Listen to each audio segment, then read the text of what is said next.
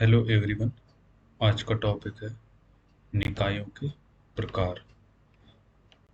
इसमें हम समझेंगे कि सरकार के अंदर जितने भी प्रकार की संस्थाएं होती हैं या बॉडीज होती हैं वो किस तरह की होती हैं।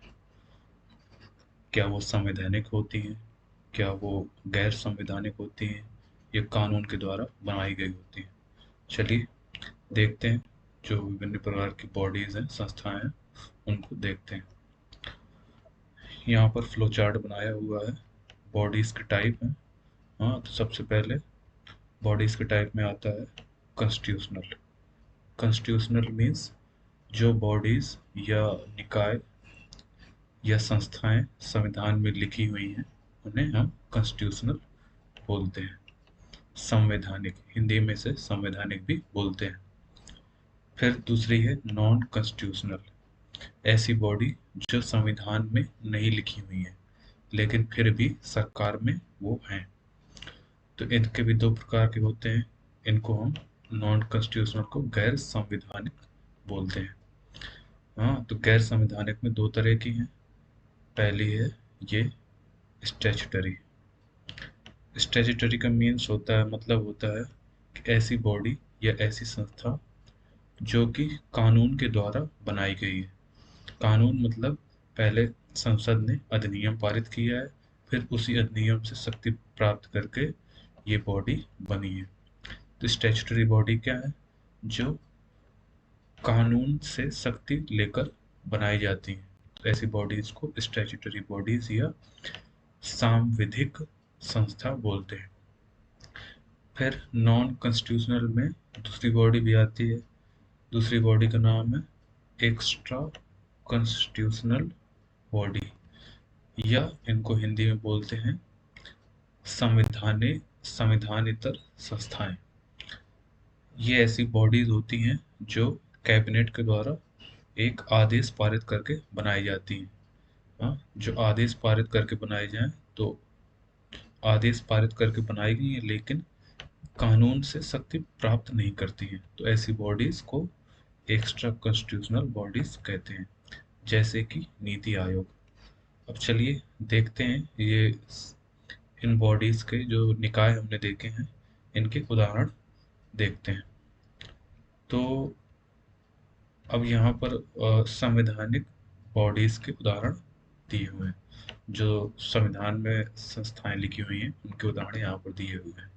जैसे कि UPSC, union public service commission, एक संवैधानिक संस्था है। हाँ, इसका जिक्र संविधान में है, संविधान में ये बॉडी लिखी हुई है। एसपीएससी मतलब स्टेट पब्लिक सर्विस कमीशन, ये भी संविधान में मिलते हैं। फिर इलेक्शन कमीशन या निर्वाचन आयोग, इसका भी जिक्र संविधान में है। हाँ, सीएजी, इसका भी जिक्र संविधान में है। हम्म, फिर अटॉर्नी जनरल ऑफ इंडिया, ये भी संविधान में है। Article number around 76। हाँ। हाँ, फिर फाइनेंस कमीशन, फाइनेंस कमीशन मतलब वित्त आयोग, आर्टिकल नंबर 280, तो ये भी संविधान के आर्टिकल नंबर 280 में है, तो ये भी संविधान में है। फिर national commission for schedule caste, ये भी संविधान में है। तो जितनी बॉडी यहाँ पर है ये सारी बॉडी संविधान में किसी न किसी अनुच्छेद में लिखी हुई है। तो ये सारी संवैधानिक बॉडी है। अब चलिए नेक्स्ट स्लाइड में देखते हैं जो बॉडी संवैधानिक नहीं है, मतलब गैर संवैधानिक बॉडी।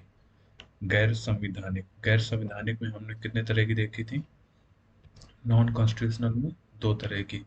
एक स्टैच्यूटरी थी जो कानून से शक्ति प्राप्त करके बनी थी, और दूसरी थी एक्स्ट्रा कॉन्स्टिट्यूशनल जो कि कैबिनेट के आदेश द्वारा बनी थी।